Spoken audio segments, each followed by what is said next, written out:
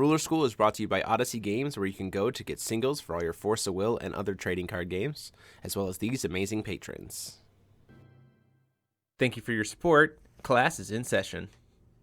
Hey there, Rulers. DMO73 here, bringing you a feature match for the week between two very, very fun decks. One, a very unique take on Rezzard, I like to call Moonzard, using some of the Gil Lapis support to kind of play a very interesting take on reanimating stuff with Rezzard. And then on the right, we have Paul Clute coming back with us for an update using Alice Origins 4 Prologue to Autoraktia cards on the Brune Graveyard aggro that we saw so much before, in previous metas. So this should be very, very fun. Definitely both decks doing some things that they were doing before, but also kind of updating it, or just in general with the Moonzard deck doing some things that you wouldn't really expect it to be playing. As you can see, there's already a Death Scythe there in the hand of the Brunhild deck, and some other pieces there. So definitely things that you're not going to be anticipating, and I think you're going to really enjoy it. So we're going into game one here. Moonzard is going to be on the play. A lot of hard mulligans on both sides here. Calling that first stone. We hit an Autoraktia's Memoria straight into a Yggdrasil. Yggdrasil going to go get us a Regalia. So we're playing both World Ender and Death Scythe in this deck. So we have a Death Scythe in hand, and so therefore we're going to go ahead and grab the World Ender. This is primarily so that we have access to Moon very effectively, and it lets us play the 3-drop minion to get a limit break for Gil Lapis very, very quickly, which is what we want to be trying to do with this deck. Optimally, we can try to get it turn 2 if we have access to the minion in hand. You can go play Death Scythe, mill 2 into using your other stone, and then playing the minion for 3. First turn, we see a Harvesting Season coming down from Paul, hitting 10 cards, sending to the grave. Hitting a lot of things that he did not want to hit here. The Griffin's okay, the Sigurd's okay. Hitting 3 Mikage Reyes is not good. He did see a human there to be able to reanimate, which we're probably going to see come out here. But a lot of Resonators, not a lot of his things like Necromancy of the Undead Lord or anything else like that. The best card there was probably the Sigurd. Unfortunately, also just hitting a lot of his bombs to send to grave. Einherjar summoned Kanban down here to reanimate it, and a quick 6 damage. We're going to take it. That's totally fine. Getting a Black Moon's Memoria coming down here, so we have access to a little bit of Moon. But we don't need the Moon quite yet, so we're going to go ahead and play a Regalia here. Looking at what's in hand, we're going to go with the Death Scythe. This is going to let us trigger Rezzard to send 2 cards to the graveyard, as well as bring a Resonator back to our hand. We could use the mode to sacrifice 2 Resonators, but because we want to be able to play the Regalia effectively next turn without having to worry about using the stones, we don't want to lose the Yggdrasil quite yet. So we're going to go ahead and keep that on board. And we're also not terribly too concerned with the 6 damage coming in from the Warrior right now. Fitting a first turn, there's a Liz, and then a Black Wizard, which is what we want to see here. Black Wizard being able to help us produce that extra will. And so we're going to go ahead, we get that Liz back to hand. We're going to go ahead and use the Black Wizard now. I think we're thinking about using the Black Wizard, just go ahead and jam.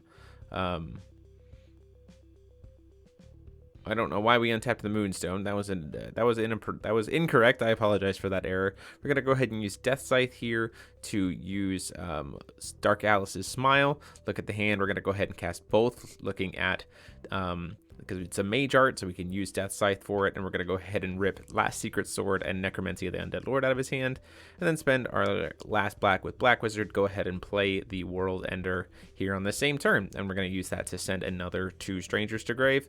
Thinking maybe we can hit another Black Wizard for even more value, but it's a matter of whether or not the roll goes in our favor.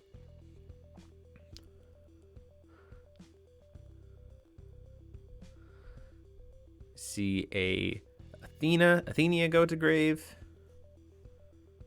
and then I believe that is the other the Faust to go to grave here. So we've seen at this point the only stranger in the stranger deck we haven't seen is the healing gimmick, but you've seen the other 4 for the Moonzard deck. Healing gimmick is very, very effective for being able to help you kind of do that first turn, get some advantage off of the Faust potentially. You know, you hit first turn healing gimmick into Faust, and then you can bring the healing gimmick back to your hand and set up for a Faust play.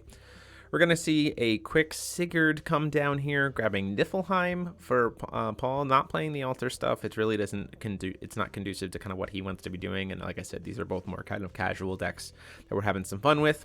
So suddenly these zombies have +2/+2, and it's also a way for him to send additional cards to the graveyard, which is helpful because he's kind of a graveyard aggro deck, like we've said. So suddenly that Sigurd's an 8/8, and we can go in for another 6. We'll take it, go down to 28. Feel pretty comfortable about that.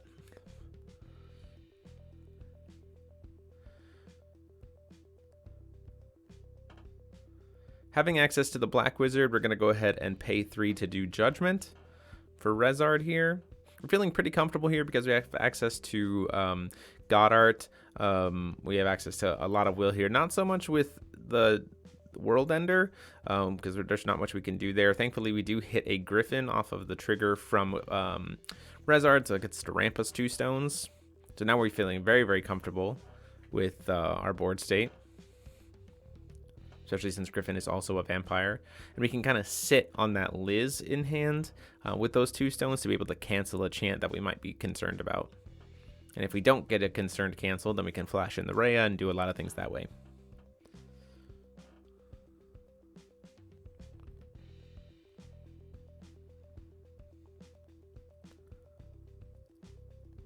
Paul looking at his rune deck here. Another white source, black-white with Heaven's Rift.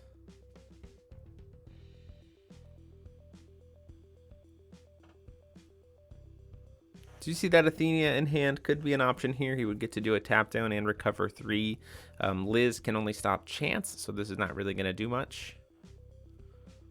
Or the Athenia will get to resolve. First, we're going to go ahead and try to swing in for 8 here. And what we're going to do in response is use the effect of Faust using Death Scythe to put a counter on Yggdrasil and then block with the Yggdrasil. So then Faust gets to come back out here. So we prevent the damage. We get a nice little 14/14 body out to put pressure back on Paul, saying, okay, cool. Now we're going into Godart turn, being able to potentially wipe board. And we're going to be pushing lethal. He does have the Blade of Faith in the rune deck here using coin to try to remove the Faust. We're going to respond to that by sacking it to Moan of the Dead as the additional cost to kill the human, get that off board, not have to take any more damage this turn, get one of the blockers off here, send another stranger to grave. We could have used the Liz to cancel that, but ultimately we're not too concerned about that right now because again, we're still representing the damage from we're still at the end representing the damage from the Griffin and Rezzard, as well as still have a Black Will available to make use of for getting another promise counter on something if we want to. Here comes down the Athenia. We start to try to go cancel it with the Liz, and then we go, wait a minute, we can't do that. It doesn't cancel a chance. So we actually go, wait, well, we go back here and recover the stones that we were going to use. So he said, yeah, the Athenia is fine. I have to tap down my 2 stones to choose what I'm going to produce with them, because she does have rune 1. Choosing to float, I believe, double green at this point. Probably should have float green black, but we still want to set up for potentially being able to use the Liz this turn if we need it. Although we do know Paul's hand, so the Rachel Smiles, we do know his hand, so I don't necessarily know why we were concerned about it. Maybe concerned about what possibly is in the rune deck. Something like Athenia's Love would be pretty bad for us to deal with right now. So we're going to play the Citizen of the Black City and the Necromancy of the Undead Lord. So now that guy is also an 8/8.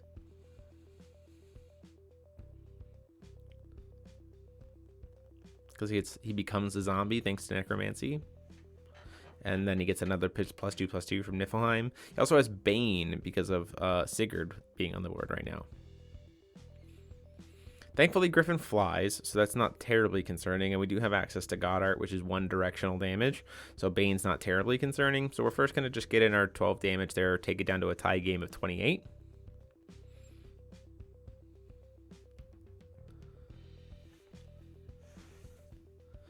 We do also have to be concerned with the fact of any kind of reanimation attempts we're going to have happen here, because there is, at least if we're doing them at non-instant speed, which most of it is, we have to deal with that Athenia, because she can pay 1 black and RFG the board. So we're going to attempt to go swing in for 10 at his face.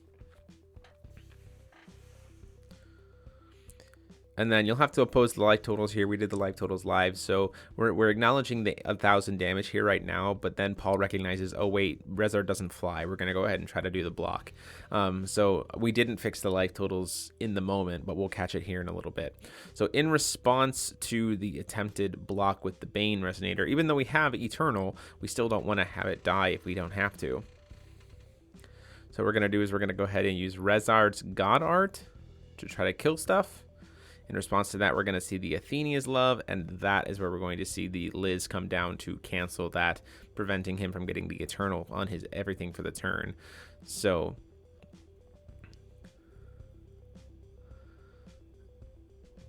and also down comes the Rhea here. So now we can completely clear the board. All of our vampires getting that +4. I believe we played this a little bit incorrectly about the God Art. You're supposed to target with the God Art upon activation.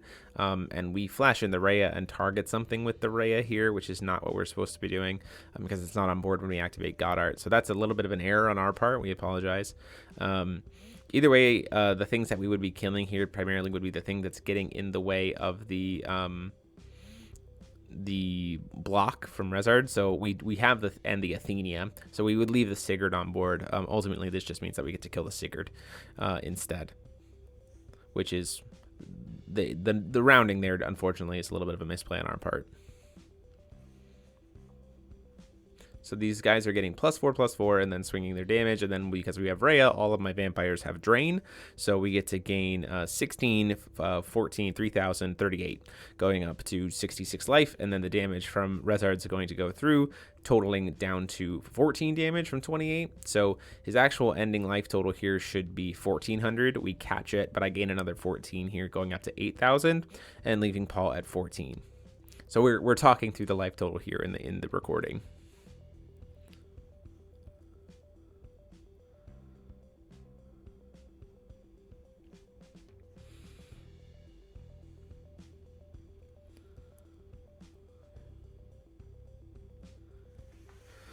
Just for safekeeping, we're going to go ahead and use that Rachel's Smile here, just to, sorry, Dark Alice's Smile, I keep calling it Rachel's Smile, just to make sure there's nothing in that hand that we're terribly concerned about. We do see another Necromancy of the Undead Lord. We get to get that RFG'd, and then we pass the Paul.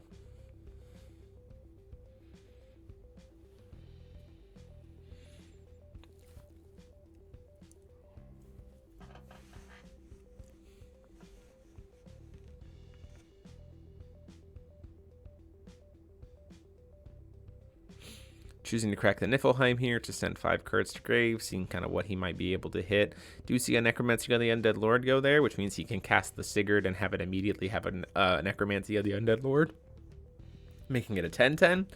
Doesn't really concern me too much because, again, we have that Griffin on board that's sitting at being a 12.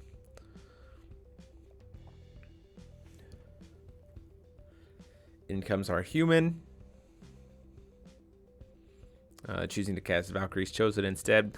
Makes sense. He's not planning on swinging with it. He wants to get it to grave, and he's going to be using the part of true power that's in his grave to put a body on board to be able to deal with my Griffin, right? Griffin for Griffin. And out comes... And he'd rather have Valkyrie's Chosen in grave for potential reanimate effects anyway. Part of true power. Getting to banish his Resonator and put in a Griffin, ramp in 2 stones. Doesn't terribly help him because, I mean, he can throw out another blocker. So right now, with another blocker on board by playing the human, if he hits a redstone, he will have 2 blockers to be able to deal with Griffin and Rezzard. And then Mikage, Rhea, and Liz are not lethal between the two of them because it's at 14 life, so that buys him a little bit more time.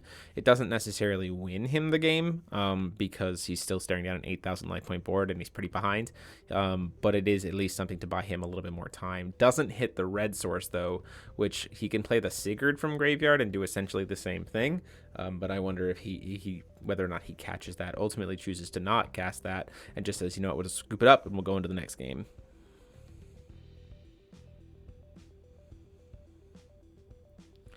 So in game 2 here,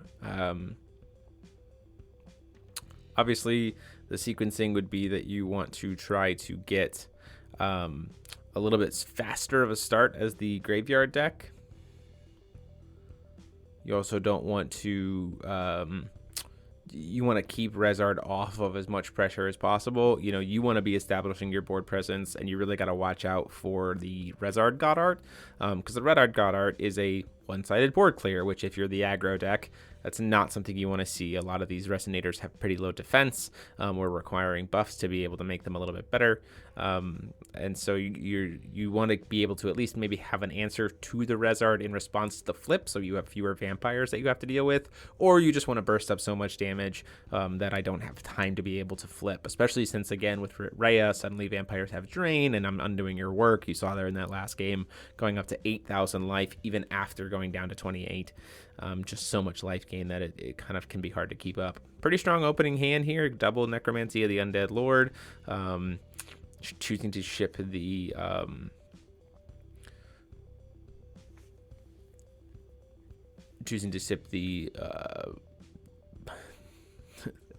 March of the Dead. First turn here, we're going to go ahead and discard to pay the alternative cost. Discard your hand, banish all but one entity. He only has 1 stone. For our last secret stored, just immediately dealing 1,000 damage. I don't have anything to be able to respond to that, so I'm just going to take it, go down to 30. We see a harvesting season come down, looking to mill as much as possible. We do see that Valkyrie's Chosen come down, which is super strong for this deck. 3 Valkyrie's Chosen, which are immediately going to get to reanimate 1. And then put a bunch of, it goes up to being an 8/8, so to 22, and then we have the Necromancies of the Undead Lord here that we can put on it, at least 1, so going down to 2,000. So just a first turn taking 2,000 damage, and leaving him with an 8/8 on board, which is pretty great. Thankfully, we have the Death Scythe here. We're going to force him to banish that, get it off the board, which is where the risk of dealing with this against Rezzard comes in. The fact that he can force a Resonator banish. I mean, most of the Regalia rulers have some form of addition or sort of Resonator removal as part of the Regalia trigger, and he is letting me go second. It is a risk that you play there, but still putting me down to 20 is kind of exactly what we're talking about in terms of the risk. We do choose to send 2 to grave, hit a Black Wizard. We can use that Black Wizard, immediately hit a Mikage Rhea, which lets us send a card to the graveyard without any kind of interruption here. And this is where we get some craziness, because we send a Griffin to grave and we have a Part of True Power in hand. We're going to get to go ahead and do this first turn. We can sacrifice the Rhea using the Part of True Power to get the Griffin to come into play, ramp us 2 stones, and bring our Rhea back to hand. And then we can just wait. We don't even have to cast the Rhea right now if we don't need to.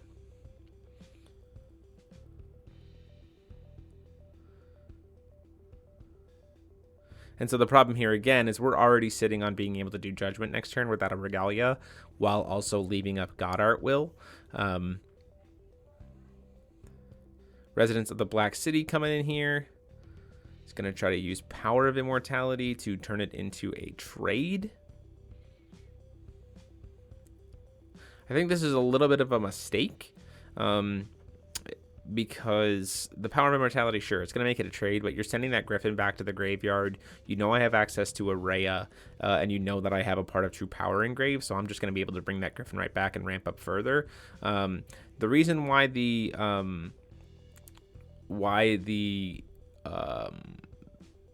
person from the Citizen of the Black City gets to go to graveyard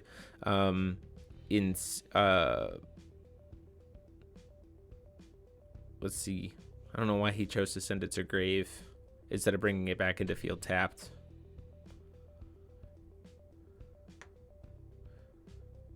Oh no, it does. No, it says it goes. It's a trigger to send it to the end of the grave. I apologize. At the next end of turn, or the next time it gets removed from the game, you get to trigger and then get it RFG'd. So we're gonna go ahead and do that part of true power play. Like I said before, we're gonna flash in the Rhea during end phase. Oh, choosing not to, we're gonna use the Black Wizard to do Necromancer, which is something one of the other minions that this deck is playing, to be able to efficiently remove graveyards and get 7 Resonators out of the Brunhild graveyard deck. This is pretty huge, especially since we hit 2 Griffins, we hit 3 of the Valkyries chosen. Just a lot of Paul's aggression suddenly just in one fell swoop getting removed, and still being able to swing in with the Rhea, get some of our life back, and then we're gonna look at that last card with the Dark Alice's Smile. It doesn't hit it. It's a Resonator. We can't take it. We know there's that Dark Alice there, and so because we know, or that Athenia is there, and so because we know that Athenia is there, we're going to go ahead and use that part of true power from the graveyard to get the Griffin out now, rather before he can potentially remove it from the game. So we're getting ourselves even further ahead on resources. This is a very, very uphill battle at this point for the Brunhild deck. It's low on stones. It's lost a lot of its power from the graveyard. It can play an Athenia, which is fine, but a lot of the threats are already on board. We have an easy access to Rezzard flip next turn, even if he chooses to RFG the board. And ultimately, there's just not a lot in that hand that hand is going to do anything with.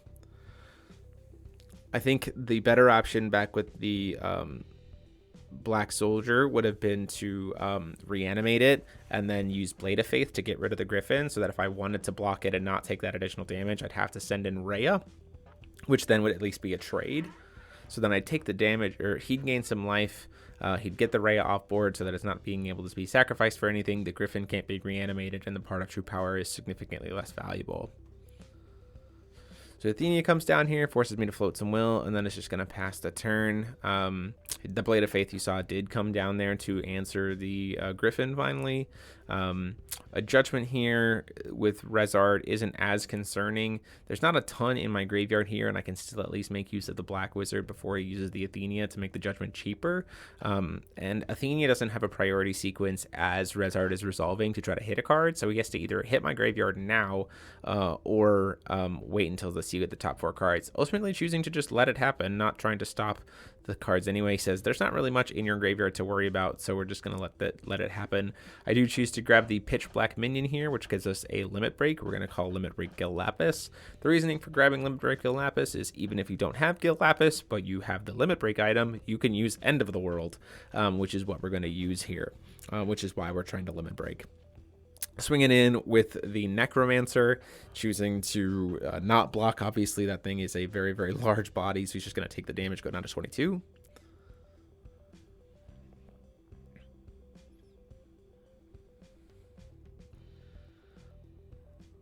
Paul wondering what he's going to do with this Rhea, if anything, or if he's going to try to use the Athenia to kind of get rid of the graveyard here. Staring down a lot of will and a lot of pressure from this Rezzard, and he knows that I have a Rhea in hand as well, to be able to set up some life gain.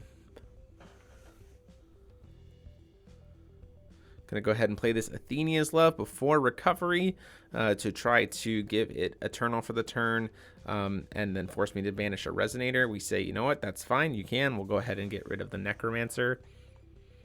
We weren't planning on trying to kill it this turn anyway. And it recovers for the turn. The Athenia with the Eternal's not really going to do much. It could swing in and get 8 damage, but then he's just looking at lethal on the crackback, especially knowing that there's God Art here. Because God Art will push them up to being able to do, they gain +4/+4. Ultimately, we're just going to go ahead and throw the minion under the bus because he's done his job. The other thing is we don't want our life points to get too close to low because we know that he's playing Last Secret Sword, so being below 2,000, there's a very real possibility that maybe we see a Last Secret Sword or a double Last Secret Sword come up, especially since he has the will to be able to cast. He could cast one and then pay the alternate cost of one, and we don't know what those cards are in his hand. at this point. So we have to worry about not getting our life points below 2,000, which is why we sacrifice the pitch black minion. Using green here, sending some cards back into his deck after removing my graveyard from the game using Athenia. Getting a little bit of a refill here. We're going to go ahead and cast the last Secret Sword. Now, I probably would have done this sequencing a little bit differently so that you could have kept the body on board. You should have... Oh, it's not quick cast, so that doesn't really matter. My apologies. My thought was you cast the Rhea and then respond by using last Secret Sword, but it's not a quick cast spell. And you need to pay alternative cost. So dealing 1,000 damage there, taking me down to 14. He has 1 will up here. So what we're going to do now is we're going to flash in the Rhea. And in response to Rhea's trigger to try to send a card to graveyard, we're going to go ahead and use the God Art of Rezzard to kill the Athenia. The reason why we're doing this is because we want the card that we're sending to the graveyard with Rhea to stay there, so we need to kill the Athenia now while my graveyard's empty. Getting to get some life back thanks to Rhea giving our vampires drain, and then getting to send a card to the graveyard, sending that Griffin. Another Rhea here in the upkeep, sending a Mikage Seijiro.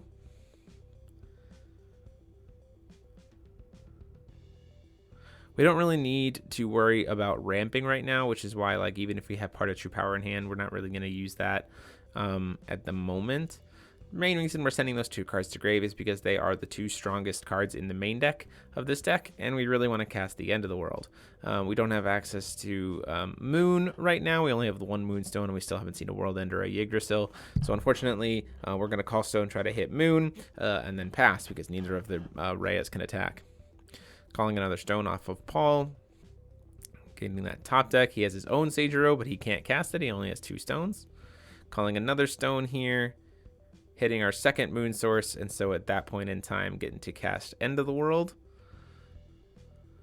First off, we're going to make sure there's nothing too concerning here. We're going to cast Dark Alice's Smile, get that Seijiro that he can't do anything with, and say, okay, cool. So now that we know it's something you can't use to stop us, we'll force you to discard it anyway with an End of the World. Gets him to banish 2 Resonators.